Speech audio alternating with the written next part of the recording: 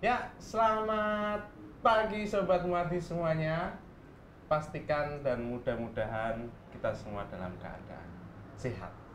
Dan yang sedang tidak sehat, mudah-mudahan segera sehat. Ya, ketemu lagi di program RSUD Dr. Muardi, Muardi Way ya, di bulan Desember ini ya.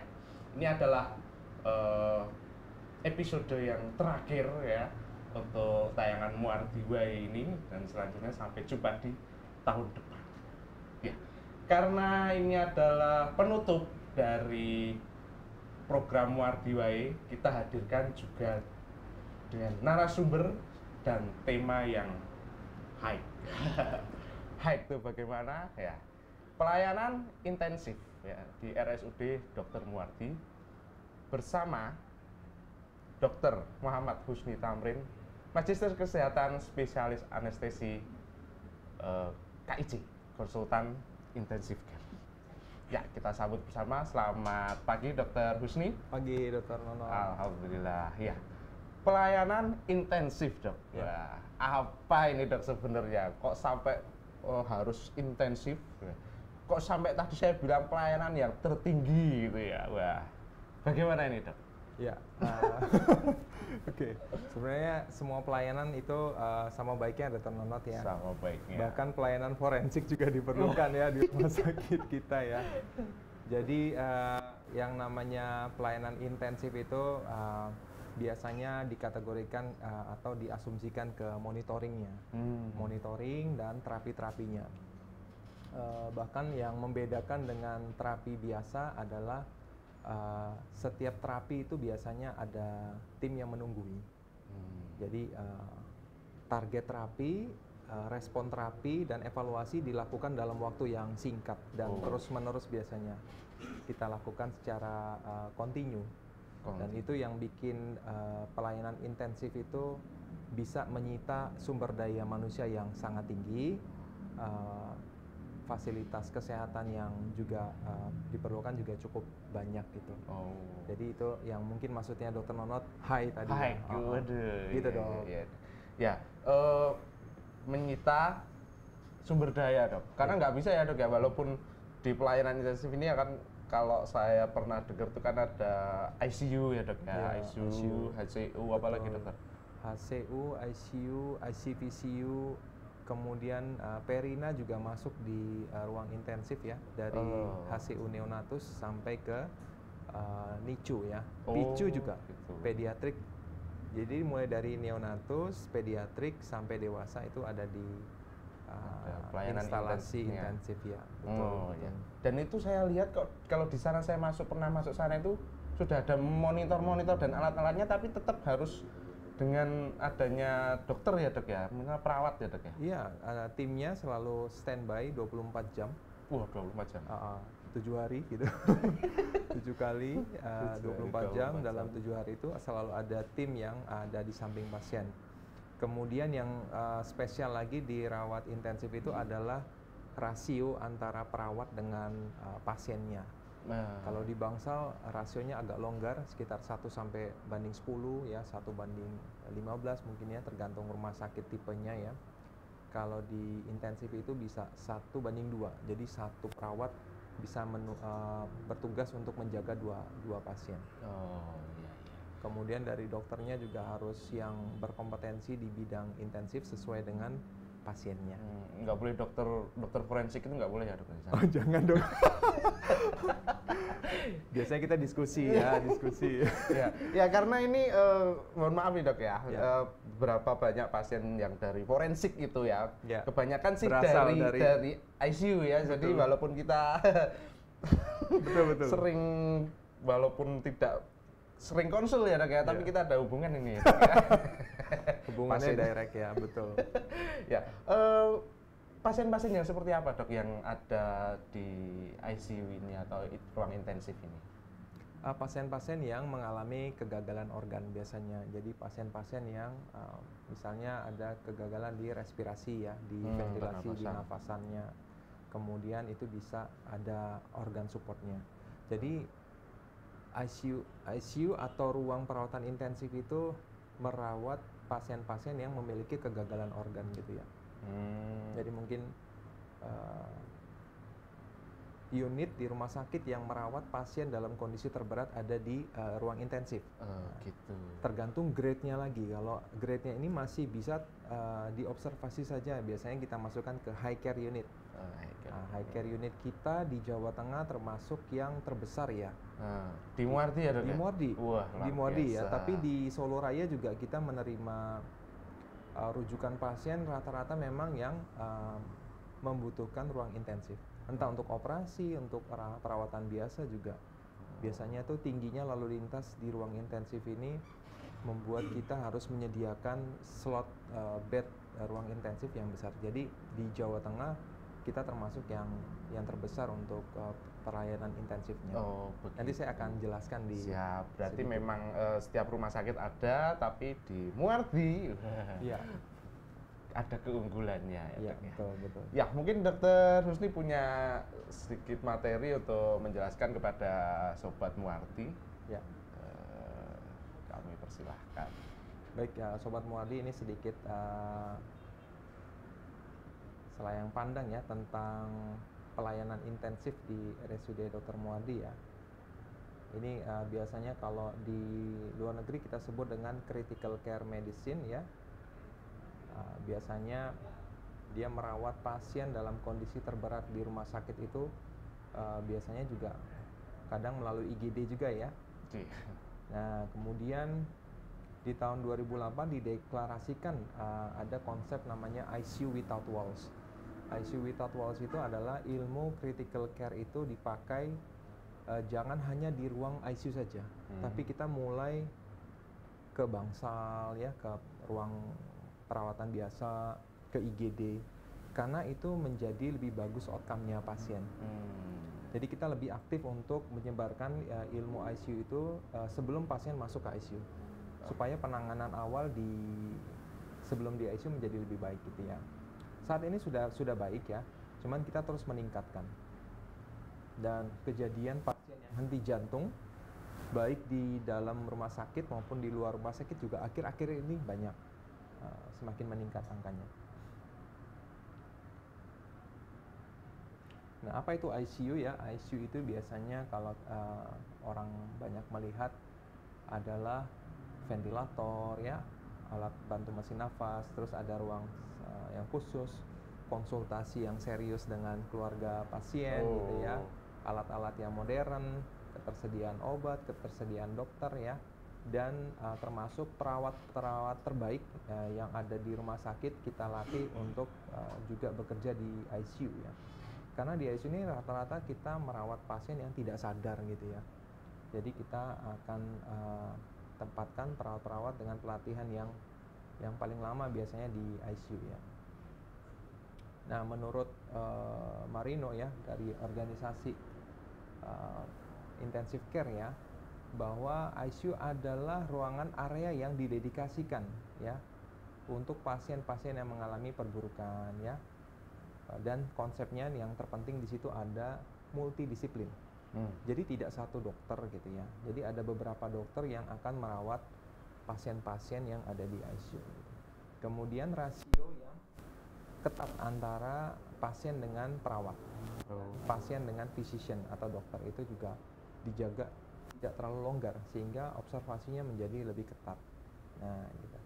Ini berdasarkan peraturan Departemen Kesehatan ya. Ini juga untuk pelayanan pasien-pasien di rumah sakit yang mengalami gagal organ. Nah, biasanya ini urutannya sebelum ke ICU itu dia dari rumah masuk ke bangsal ya. IGD masuk bangsal, di bangsal mungkin mengalami perburukan, observasi di HCU, kemudian lanjut ke ICU. Nah, itu kalau dia berjenjang, tapi bisa juga langsung ke ICU dok.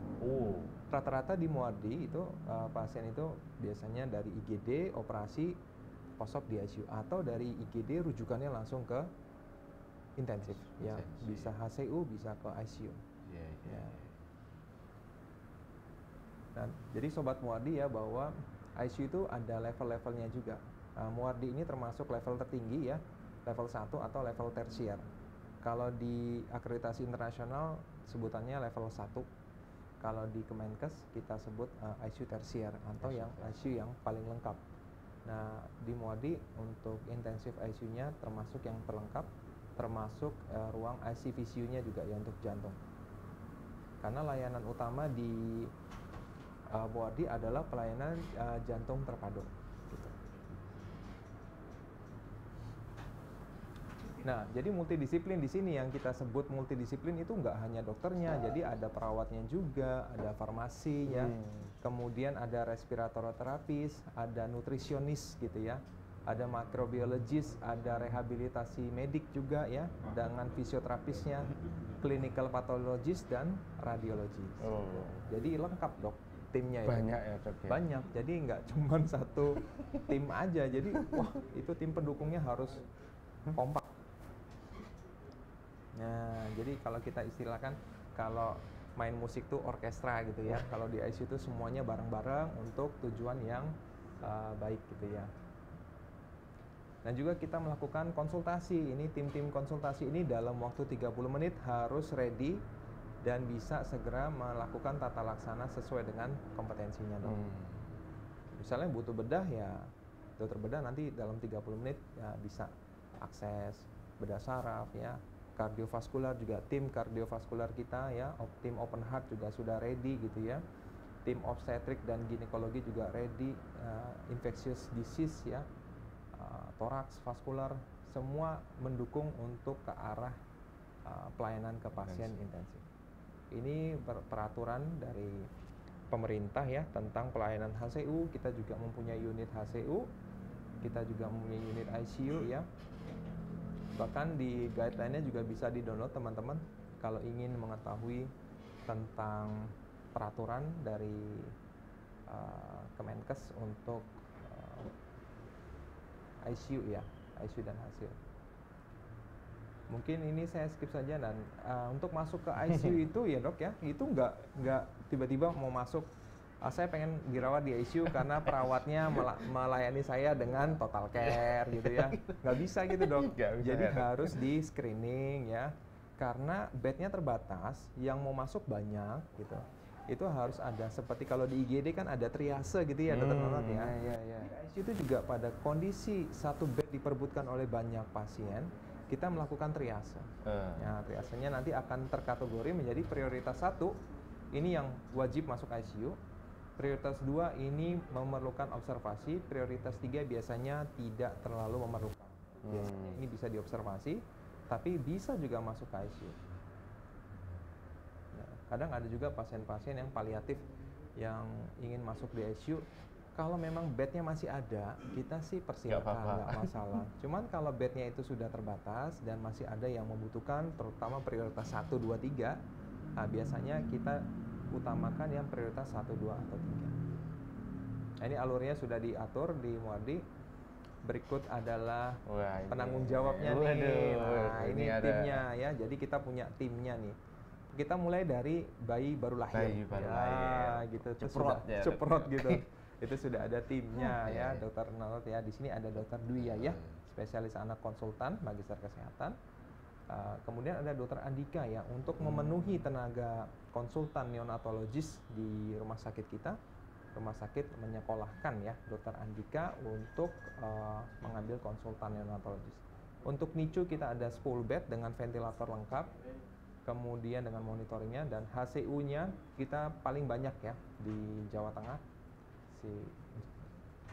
sekitar 26. Nah, ini ruangnya masuknya ke arah neonatologis, saya kasih petanya ya.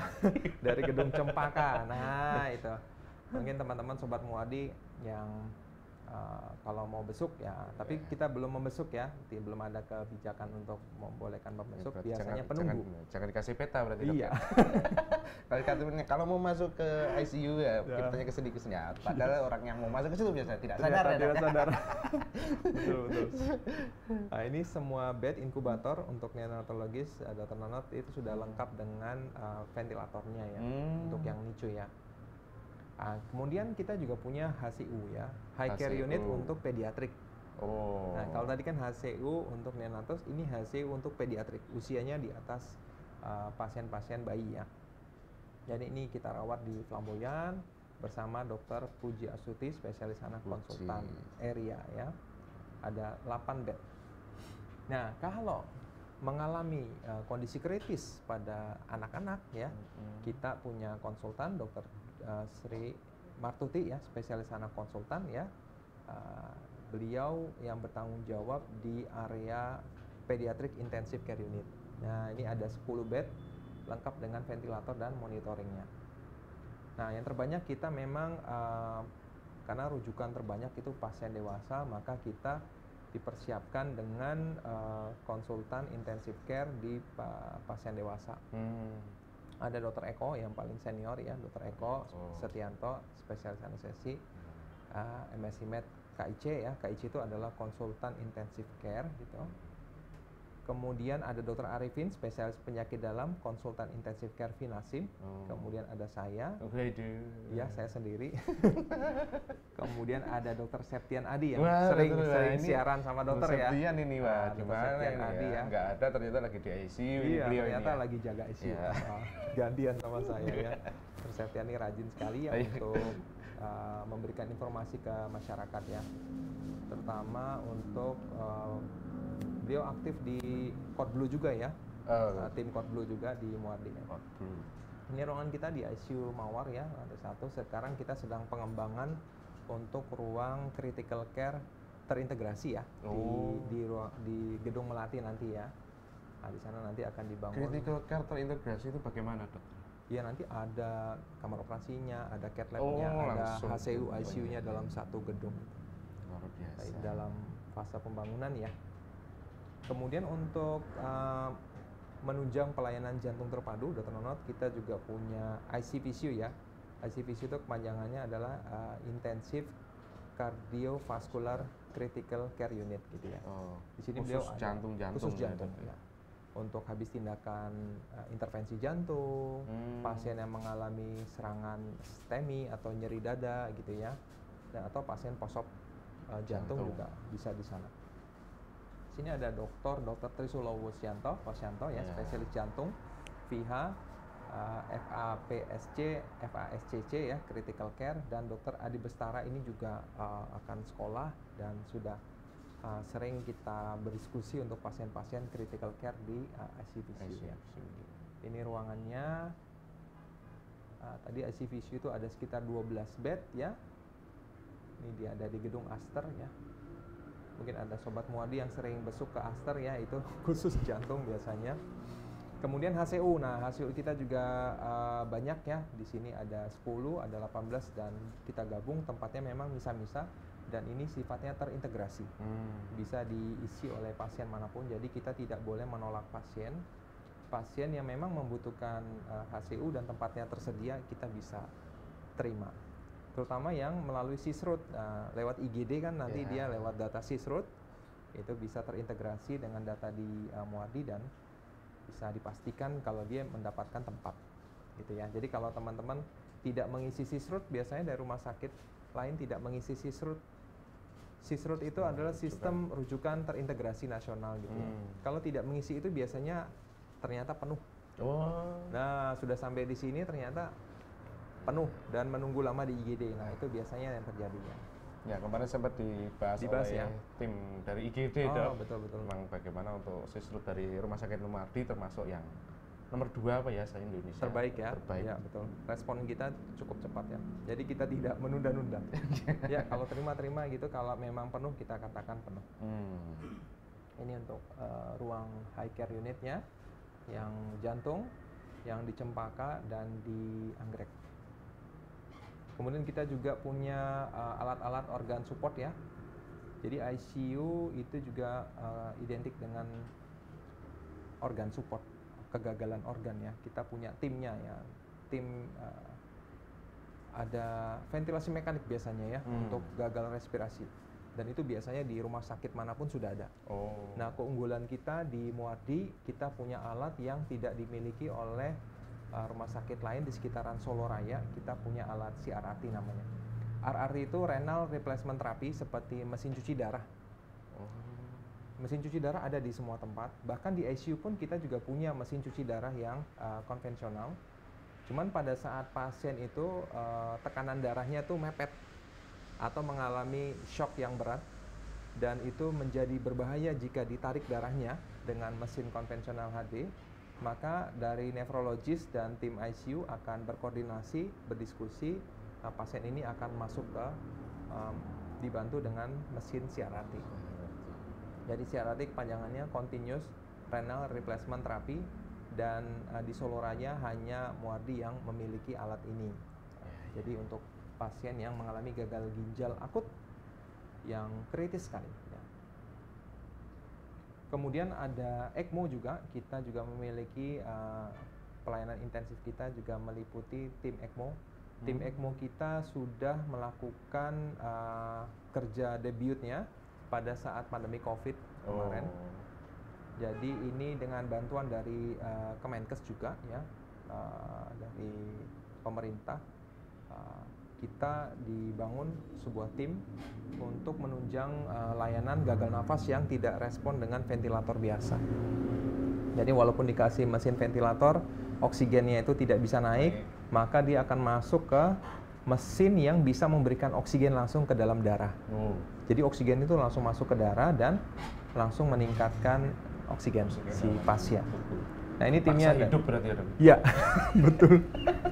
Tapi ada kriterianya juga, Dok. Ya, pasien itu masih muda, masih produktif, dan baru akut dan tidak respon dengan ventilator.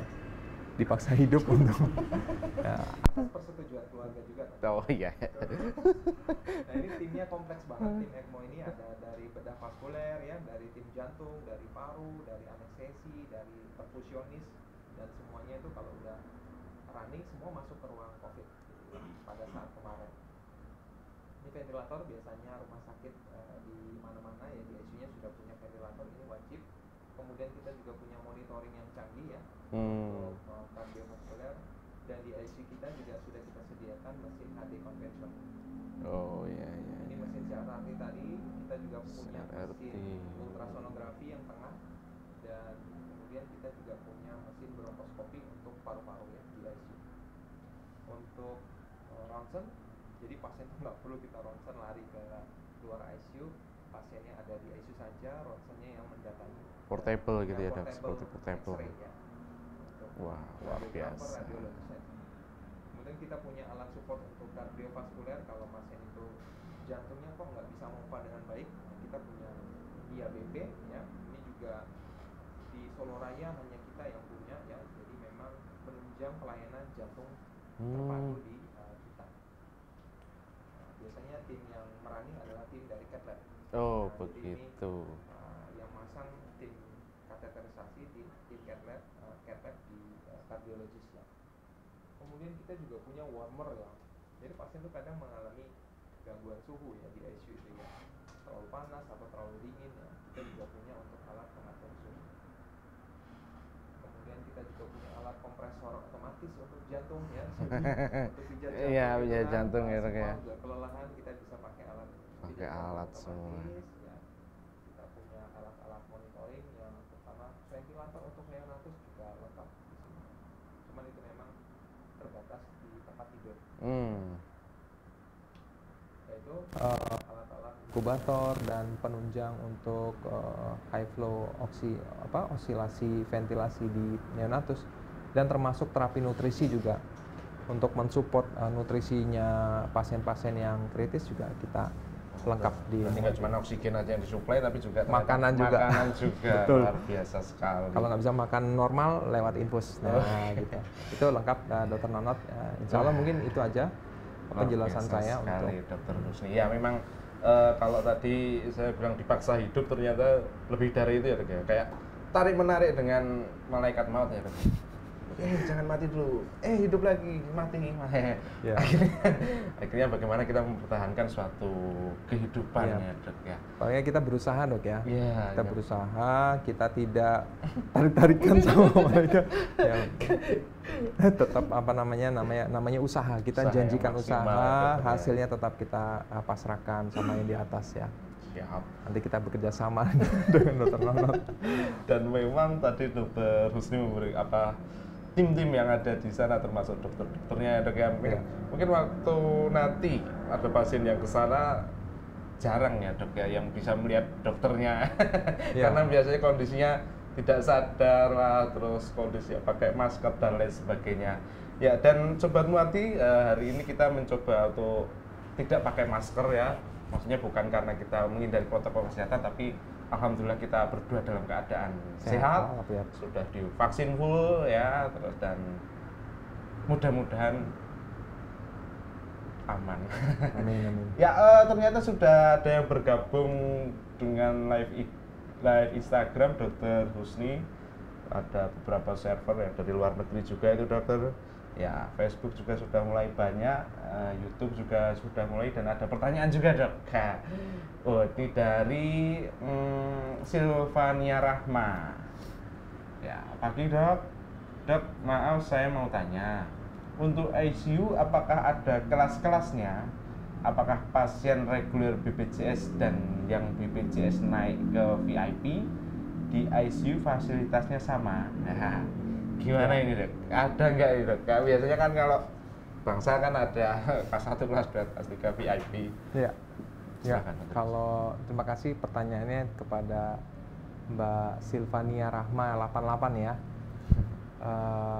Itu kalau kita di ruang intensif kita tidak mengenal adanya kelas, jadi kita sifatnya non kelas.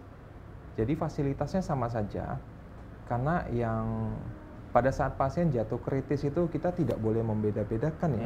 Artinya kita semua pelayanannya sama. Kita mempersiapkan semua bed itu untuk pasien kritis yang dalam kondisi yang sama, gitu ya. Dengan rasio perawat juga sama. Jadi kita tidak membeda-bedakan kelas pasien di ICU. Begitu masuk prioritas 1, 2, 3 ada tempat di ICU, kita masukkan. Kita rawat sesuai dengan protokol yang ada. Dokternya juga sudah sesuai dengan jadwalnya gitu ya. Dengan konsep multidisiplin, dokter yang dikonsulkan juga sesuai, timnya juga ada, fasilitasnya semua sesuai dengan indikasinya. Jadi kita non kelas semua untuk pasien kritis. Pasien kritis, ya luar biasa sekali ya dok ya. Jadi kalau nggak bisa beda-bedakan ya dok ya, wah ini pakai BPJS kelas 3, wih bentar ada yang VIP ternyata, kita rawat dulu enggak. Ya, bukan ya, seperti betul, itu ya dokter ya.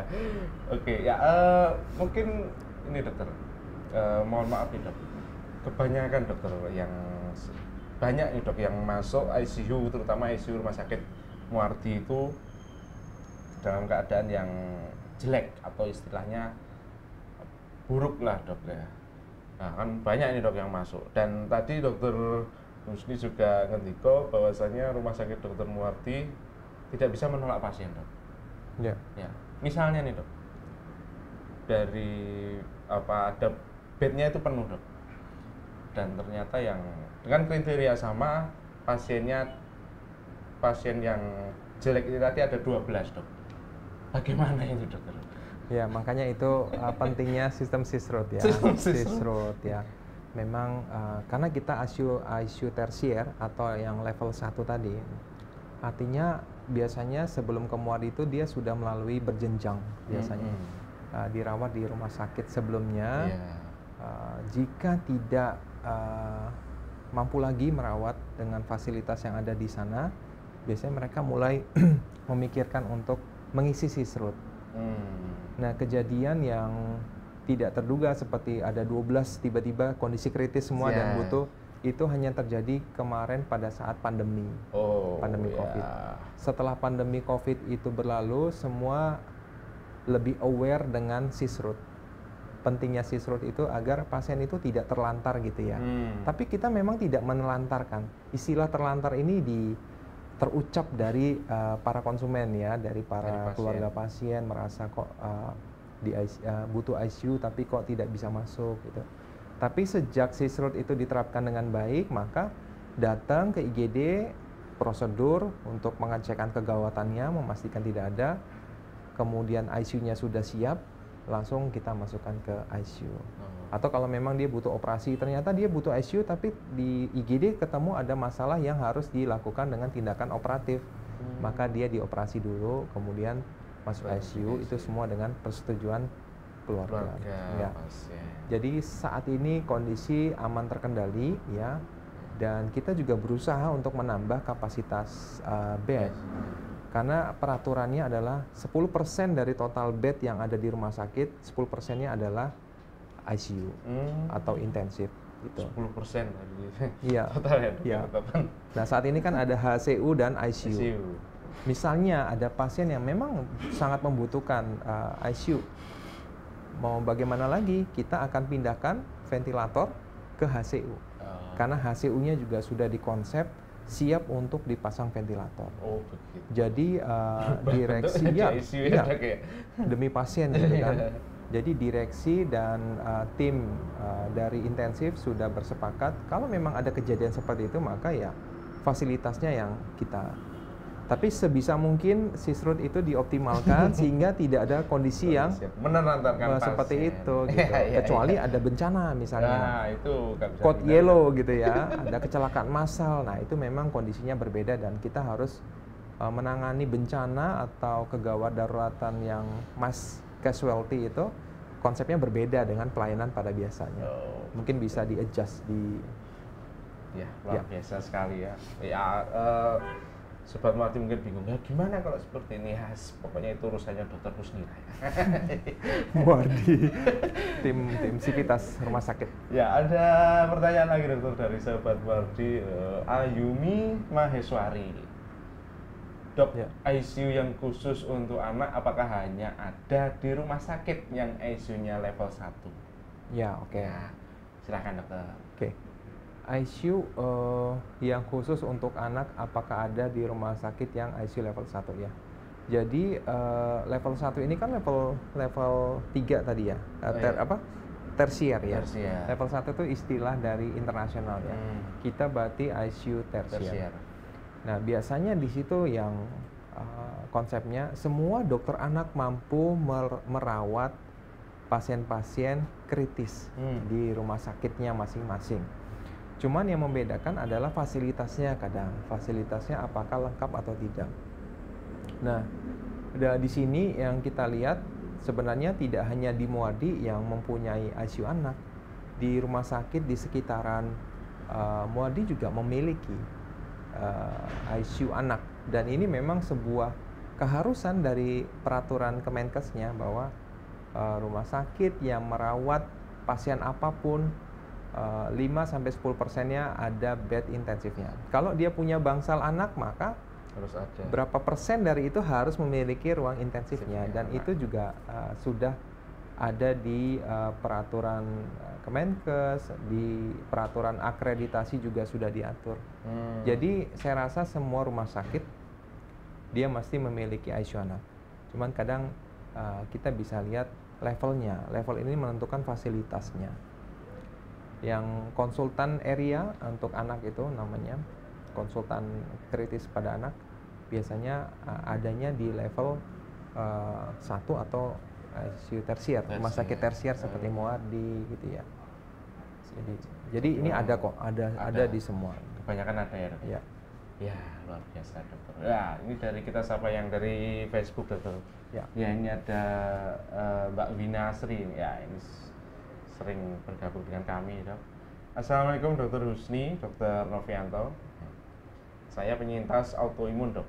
Apa pasien dalam kondisi kritis sejak yang masuk HCU maupun ICU, kriteria kritis yang bagaimana, dok, yang harus masuk ke perawatan intensif?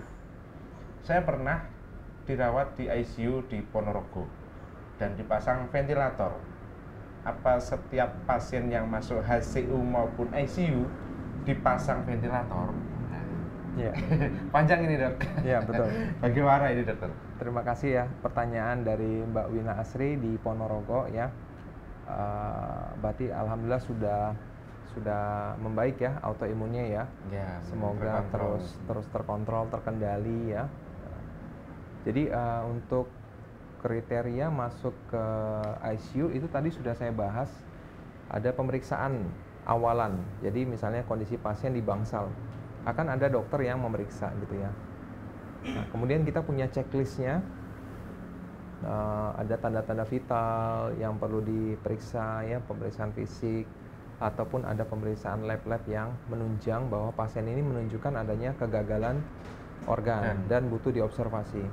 Kalau hanya butuh diobservasi, tidak perlu diintervensi dengan kegagalan organnya itu, maka biasanya cukup masuk ke HCU atau high care unit ya.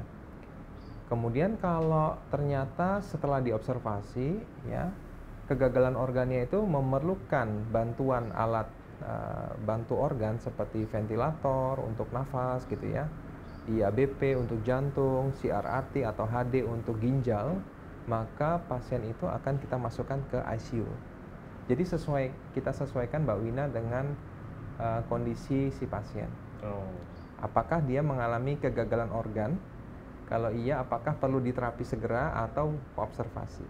Jadi kalau observasi saja cukup di HCU, tapi kalau perlu diintervensi segera, biasanya kita masukkan ke ICU. Nah, ventilator ini tidak selalu kita pasang. Karena ventilator ini hanya alat untuk mendukung kegagalan dari respirasi. Nah, gagal respirasi itu bisa karena parunya sendiri yang bermasalah, atau jalan nafasnya, atau jantungnya yang bermasalah. Biasanya paru-paru juga terkena ya akibat gangguan jantung. Nah, itu biasanya dijelaskan sebelum pasien itu dipasang tuh dijelaskan ke keluarga. Karena pasien yang kritis tidak sadar biasanya. Jadi ada perwakilan dari pasien, yaitu biasanya anggota keluarga terdekat yang dijelaskan dengan rinci. Dan itu terdokumentasi biasanya. Ya, kebetulan ini Mbak Wina ini lagi dirawat di Plambeyan 8, Dok. Bukan di Ponorogo. Dan dalam keadaan muntah darah dan nyeri lambung kronis ya. Mudah-mudahan segera sehat Mbak Wina. Ya, semoga segera membaik bersama RSUD Dr. Muardi. Amin.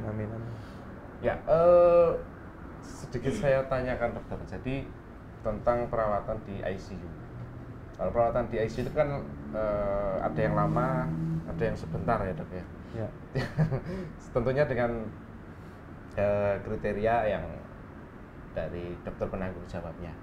Nah, bagaimana ketika pasien itu sudah dalam kondisi yang buruk, kemudian dalam waktu yang lama dan tidak ada peningkatan, nah, apakah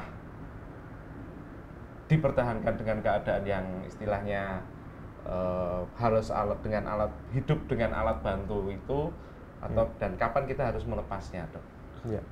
Ya, ini pentingnya kita Dr. Nonot ya.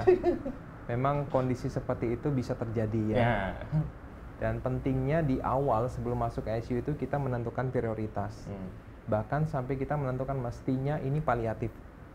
Paliatif itu contohnya, mohon maaf, pasien-pasien dengan keganasan yang sudah tidak bisa diobati atau sudah mendapatkan pengobatan lengkap dan stadiumnya terus bertambah. Nah, itu biasanya keganasan yang terminal yang sudah tidak bisa dan biasanya kita sudah mengarah ke paliatif atau pelayanan yang membuat pasien nyaman. Tujuannya adalah meningkatkan kualitas hidup pasien. Hidup akhir. Betul. Nah, ini juga penting menyamakan kriteria sembuh ya. Sembuhnya dari keluarga sama sembuhnya dari kita tim ICU itu berbeda.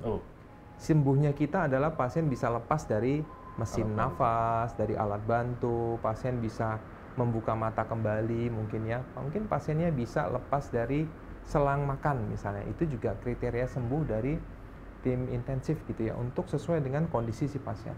Tapi mungkin kriteria sembuh dari keluarga adalah pasien bisa berjalan kembali, bisa beraktivitas seperti semula. Dan ini memang harus kita diskusikan bersama-sama gitu. Kita samakan persepsinya bahwa kita tidak menjanjikan untuk bahwa pasien ini bisa sehat walafiat untuk sembuh yang seperti sebelum sakit. Karena kalau sakitnya memang akut, misalnya hanya keracunan, ya itu bisa kita upayakan ya. Tergantung apakah sudah terjadi kegagalan organ yang berat atau belum. Kalau belum terjadi kegagalan organ yang hebat, ya kita bisa segera bantu dengan harapan tidak terjadi gagal organ.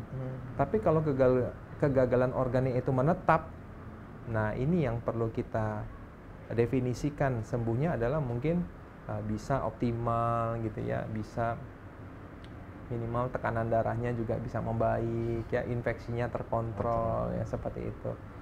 Jadi untuk yang pasien yang lama di ICU, tiba-tiba kok nggak ada kemajuan ya dok? Iya. Nah ini kita lihat di awalnya bagaimana dengan keluarga ya. Apakah memang kriterianya awal masuk ke ICU itu pas gitu ya? Kadang ada yang ini harus masuk ICU, misalnya kita bilang karena ICU itu biasanya di mana-mana dia hanya merawat pasien yang reversible, artinya sakitnya itu memang bisa diterapi di ICU. Tapi kalau sakitnya tuh sudah tidak bisa diterapi, dimasukkan ke ICU biasanya akan menjadi sia-sia. Tapi ada unsur kadang ini harus masuk. Nah oke, ya kalau memang ada bednya nggak masalah, cuman kadang yaitu resiko untuk perawatan lama di ICU dan tidak bisa lepas dari mesin bantu nafas atau mesin support lainnya itu menjadi tinggi resikonya itu. Jadi memang harus ada pembahasan yang pas di depan, di awal gitu dengan keluarga pasien. Baik dokter. Ya ini ada dari Sobat Marti Instagram dokter, selamat dari Umi Azhara. Selamat pagi dok.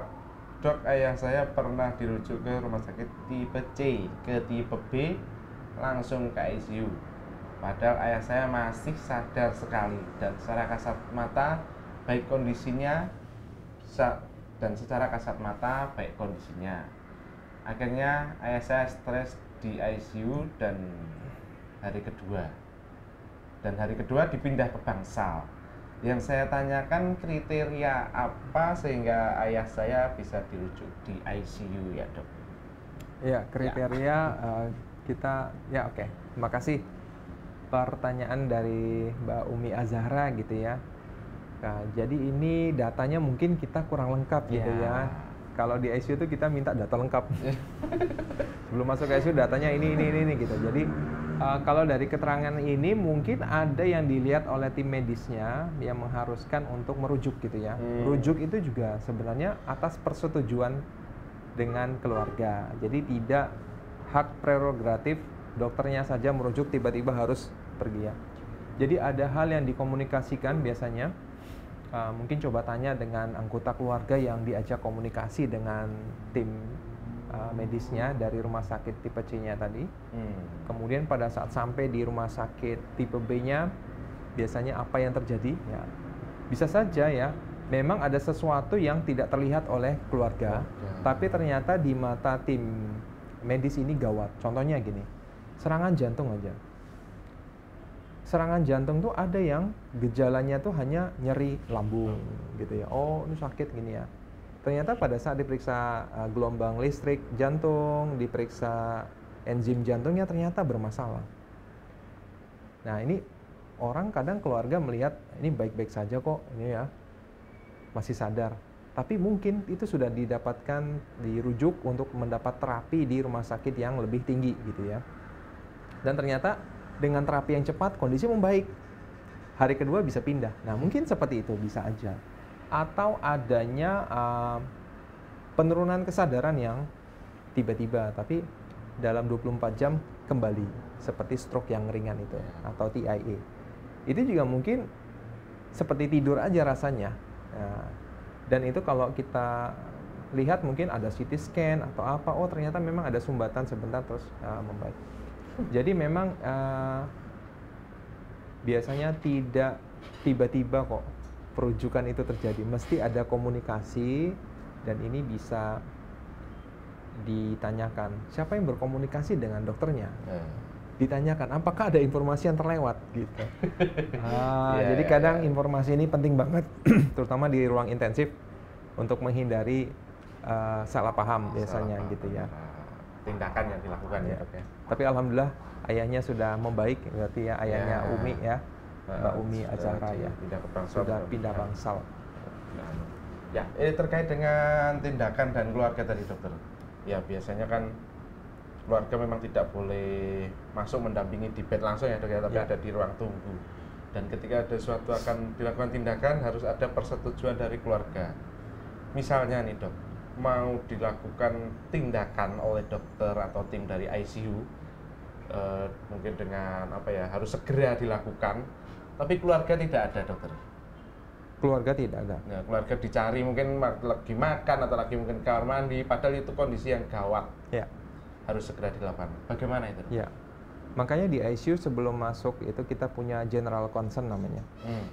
Informed consent yang secara umum yang memayungi segala tindakan di ICU dalam hal kegawatan. Di mana pada saat itu keluarga tidak available untuk dimintai persetujuannya.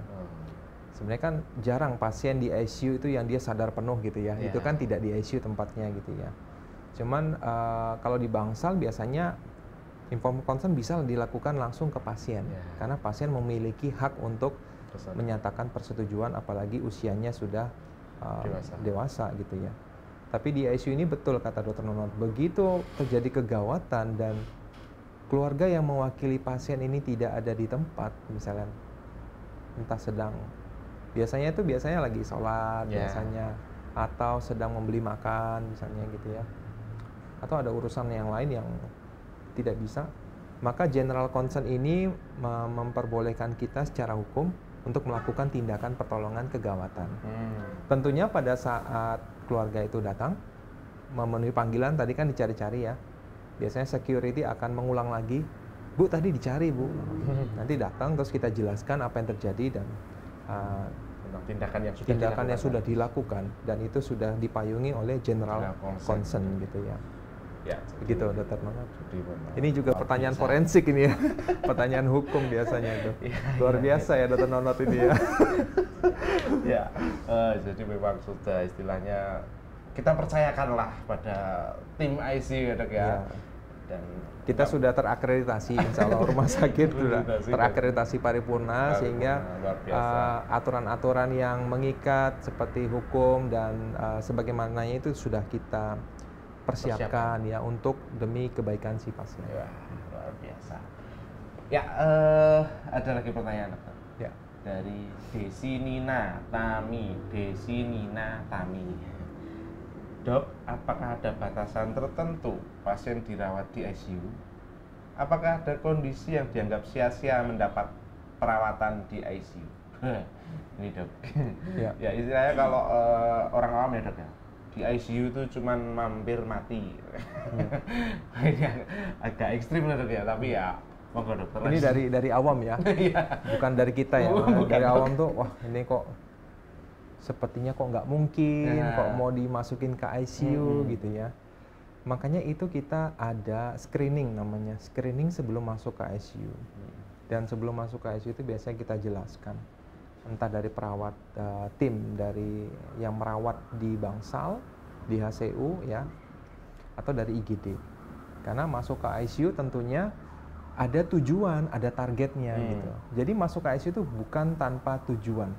Ada target-target yang akan kita lakukan, kita capai gitu ya. Contohnya, oh pasien ini tekanan darahnya turun, maka butuh ICU untuk meningkatkan dan mengobservasi tekanan darahnya ke tingkat yang acceptable sehingga organnya baik fungsinya.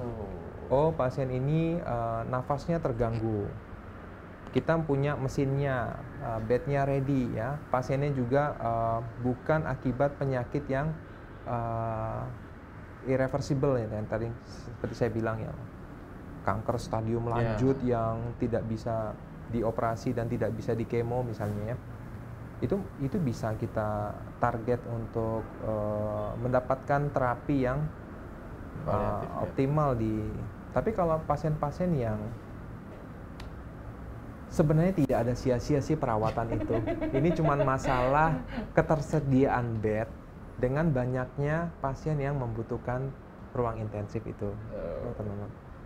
Jadi kalau saya punya bed ICU yang banyak, maka kalau memang pasien itu kritis dan gagal organ ya saya akan masukkan ke ICU.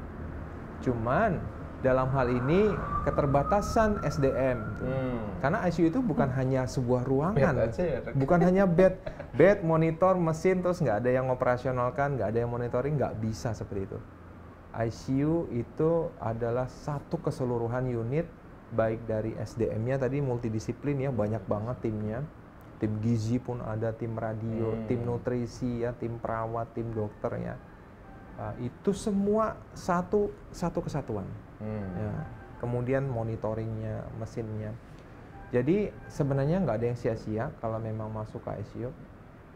Yang perlu dijalin adalah komunikasi biasanya. Komunikasi itu kadang kalau salah paham, sesuatu yang besar jadi kecil gitu ya. Sesuatu yang kecil jadi besar gitu. Nah, itu yang kita hindari sebenarnya. Baik Dok, ya memang itu tadi ya Dok ya, meluruskan dari stigma masyarakat. Betul. Ya. Tidak ada yang sia-sia kalau di rumah sakit itu. Tapi kalau misalnya udah sia-sia ya kita komunikasikan. Ini ada pertanyaan lagi Dok. Dok mau tanya, apa bedanya ICU di rumah sakit tipe A dan tipe B atau tipe C? Ya, Marti mungkin tipe A ya Dok ya? Ya. Kalau misalnya dengan rumah sakit lain, bagaimana bedanya? Apakah ada bedanya? Ya, terima kasih pertanyaannya dari Mbak Ida ya, Mbak Ida Estu Mariani ya. Jadi perbedaan ini biasanya ada di SDM-nya, kemudian dari fasilitas dan kapasitas tempat tidurnya. Rumah sakit tipe A, B dan C juga dari secara umum kapasitas bed umumnya itu berbeda gitu ya. Jadi katakanlah di Muardi kita punya sekitar hampir 1000 ya, hampir 800 sampai 900 bed ya, mengarah ke 1000 ya. Kalau gedung baru sudah jadi, nah nanti ke arah 1000. Jadi misalnya 800, maka nanti ada 5 sampai 10%-nya menentukan bed intensif gitu secara keseluruhan. Kalau tipe B mungkin kapasitasnya sekitar 300 sampai 500, nanti bed intensifnya juga mengikuti jumlahnya. Jadi pertama dari tipe menentukan bed, kapasitas tempat tidur di intensif. Yang kedua SDM-nya. Kalau berdasarkan peraturan Permenkes, yang tipe A itu wajib ada konsultan intensive care-nya. Tipe A ya. Tipe B bisa dikoordinasikan kepala ICU-nya oleh seorang anestesi, dokter anestesi ya, atau dokter yang mengambil pendidikan untuk mengambil pendidikan di intensif. Itu ada pendidikan fellowship-nya gitu ya. Tipe C mungkin dokter atau dokter yang mengambil kursus, itu juga bisa cukup untuk, karena juga kompleksitas masalahnya berbeda. Beda-beda. Jadi kalau yang ketiga berarti masalahnya adalah di kompleksitas pelayanan. Kalau memang pasiennya simple, butuh observasi di tipe C gitu ya. Kalau agak berat, butuh terapi di tipe B. Dirujuk. Yang organ support yang agak canggih, dia akan merujuk ke tipe A seperti Muardi gitu ya. Yang sisrut tadi. Sisrut, lewat sisrut tentunya ya, biar merasa tidak ditelantarkan. Iya betul, dia tahu gitu ya, udah pas gitu. Tidak terlantar tadi ya. Betul. Jadi mungkin itu, dan di tipe A biasanya ada beberapa tim, ada tim Syarati tadi, ada tim ECMO, ada tim IABP. Untuk organ support itu dia punya tim masing-masing. Dan itu biar dikhususkan biasanya. Oke, mungkin betul. Itu. Ya, luar biasa sekali nih Dok. Kayaknya kita yang awam ya menjadi tahu bagaimana suatu pelayanan intensif yang ada di rumah sakit itu seperti apa. Ya. Ada lagi yang bergabung nih Dok. Pertanyaan terakhir Dok. Dok, kebetulan 2 minggu lalu saya menunggu bulik saya di ICU Muardi. Saya lihat di ICU ada kamar-kamar kecil. Apakah itu untuk pelayanan khusus Dok? Oh ya, saya salut dengan pelayanan dokter-dokter dan perawat di sana. Wah, luar biasa ini. Luar biasa tim Muardi ya. Terima kasih. Ya, untuk pertanyaannya dokter, ini lebih ke khusus kepada itu ada ruangan dokter, ruangan apa sih gitu ya? Mungkin kotak-kotak si masnya ini penasaran ya. Oke. Ya, terima kasih Mas Bayu Perdana Putra 82 ya. Jadi kemarin sudah menunggui, alhamdulillah mungkin sudah sembuh ya, berarti bulenya ya. Mudah-mudahan ini. Salam buat bule, semoga tetap sembuh, jaga kesehatannya. Kemudian untuk yang dimaksud ruang kecil-kecil mungkin maksudnya ruang kotak-kotak gitu ya. Nah, kita di ICU kita memiliki ruang namanya ruang cohorting ya. Cohorting itu artinya kita merawat pasien yang dia memiliki sakit yang beresiko untuk menular. Nah, menular. Ini bukan COVID. Kalau COVID itu sendiri ya. Kita punya ICU airborne di ruang anggrek. Tapi kalau contohnya gini ya, herpes, nah gitu, herpes yang kulit itu kan bisa gampang menular misalnya ya. Kayak isolasi gitu berarti? Bisa ya, isolasi. Ya. Di kotak kecil itu sudah disediakan HEPA filter. Jadi dari direksi sudah menyediakan alat untuk mencegah udaranya bercampur dengan ICU yang di luar kotak itu. Jadi itu khusus untuk pasien-pasien yang kita takutkan dia akan beresiko transmisi penyakitnya ke pasien lain. Jadi kita khususkan. Tapi kalau memang itu begini, kadang tidak selalu juga itu untuk merawat pasien itu ya. Pasien itu misalnya kalau dibutuhkan untuk itu kita tinggal switch on anginnya jadi tekanan negatif. Tapi kalau memang itu kan disterilkan terus. Kalau nggak ada pasien disterilkan jadi ICU pada biasanya. Itu bisa juga kita gunakan untuk kalau kondisi penuh gitu. Kondisi penuh dan ini pasiennya nggak perlu cohorting sebenarnya, tapi bednya penuh. Ya udah, kita bisa taruh di ruang itu, tapi itunya tidak kita switch on kan, biasa. Jadi udaranya seperti yang ICU di luar.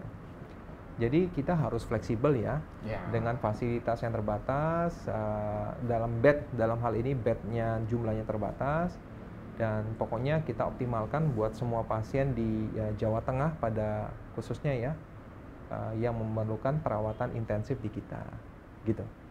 Siap ya memang walaupun Muardi ini kayaknya tadi salah satu ICU yang terbesar juga ya dok ya, tapi tetap kita harus fleksibel karena penuh terus. tetap yang namanya itu tetap butuh ya dok ya. Wah, luar biasa sekali.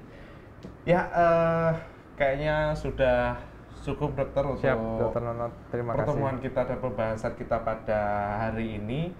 Dan bagi yang terlambat mengikuti penjelasan dari Dr. Husni tadi, hasil rekaman live streaming hari ini bisa dilihat kembali di Facebook dan YouTube RSUD Dr. Muardi.